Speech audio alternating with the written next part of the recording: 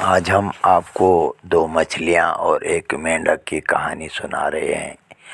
यदि आपको पसंद आए तो लाइक करना, यदि आप चैनल पर नए हैं तो सब्सक्राइब जरूर करें। एक तालाब में दो मछलियाँ रहती थी। एक थी सत बुद्धि यानी 100 बुद्धियों वाली और दूसरी थी सहस्र बुद्धि 1000 बुद्धियों वाली। उसी तालाब में एक मेंढक भी रहता था। उसका नाम था एक बुद्धि। उसके पास एक ही बुद्धि थी, इसलिए उसे बुद्धि पर अभिमान नहीं था। सत बुद्धि और सहस्र बुद्धि को अपनी चतुराई पर बड़ा अभिमान था। एक दिन संध्या समय तीनों तालाब के किनारे बातचीत कर रहे थे। उस समय उन्होंने देखा कि कुछ मछियारे हाथों में जाल लेकर वहां आए। उनके जाल में बहुत सी मछलियां फंसकर तड़प रही थी। तालाब के किनारे आकर मछियारे आपस में बात करने लगे। एक ने कहा, इस तालाब में खूब मछलियां हैं, पानी भी कम है, कल हम यहाँ आकर मछलियां पकड़ेंगे। सबने उसकी बात का समर्थन किया। कल सुबह वहाँ आने का निश्चय करके मछियारे चले गए। उनके जाने के बाद सब मछलियों ने सभा की। सभी चिंतित थे कि क्या किया जाए।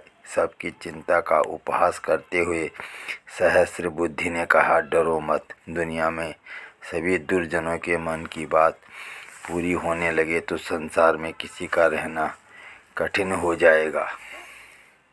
सांपों और दुष्टों के अभिप्राय कभी पूरे नहीं होते, इसलिए संसार बना हुआ है। किसी के कथन मात्र से डरना कायर पुरुषों का काम है। प्रथम तो वह यहाँ आएंगे ही नहीं। यदि आ भी गए तो मैं अपने बुद्धि के प्रभाव से सबकी रक्षा कर लूँगी। सतबुद्धि ने भी उसका समर्थन करते हुए कहा, बुद्धिमान के लिए संसार में सब कुछ संभव है।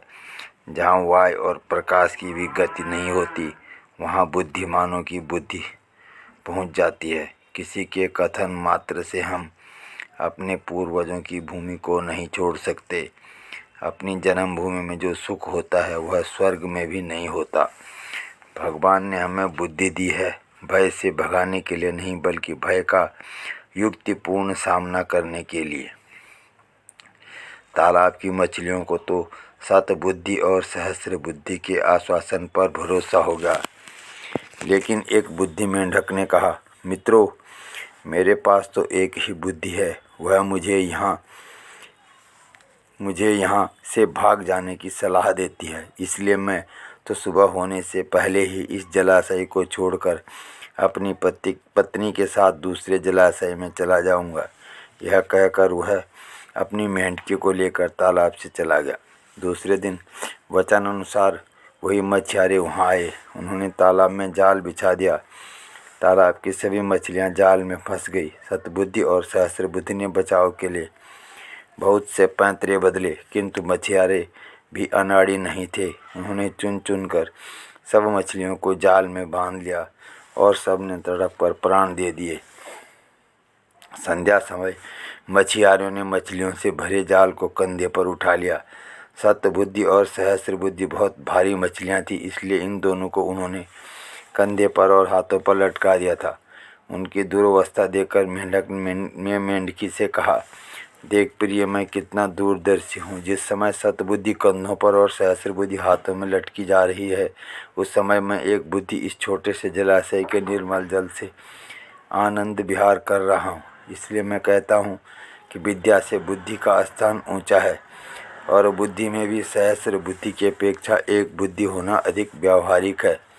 सीख, विद्या से बुद्धि का स्थान ऊंचा है, और बुद्धि में भी सहस्र बुद्धि की अपेक्षा एक बुद्धि होना अति व्यावहारिक है।